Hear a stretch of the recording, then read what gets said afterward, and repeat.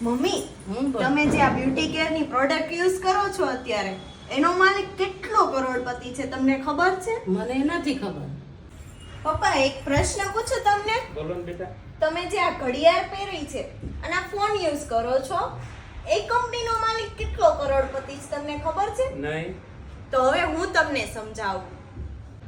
Mummy આજે તમે રોજબરોજ બ્યુટી પ્રોડક્ટ યુઝ કરો છો અને પપ્પા તમે આ ફોન અને આ વોચ પહેરીને રોજ આપણે યુઝ કરીએ છીએ એનો માલિક દિવસે ને દિવસે કરોડપતિ થતો જાય છે અને આપણે રોજ સવારે અનાજ ખાઈએ છીએ ઈ ખેડૂત કેટલી મહેનત કરે છે છતાં પણ એ દિવસે ને દિવસે ગરીબ થતો જાય છે. તો અત્યારે જે બોટાદમાં યુદ્ધ ચાલે છે એમાં આપણે કોને ન્યાય અપાવવો જોઈએ? ખેડૂત મિત્રોને. હા તો રાઈટ છે ને.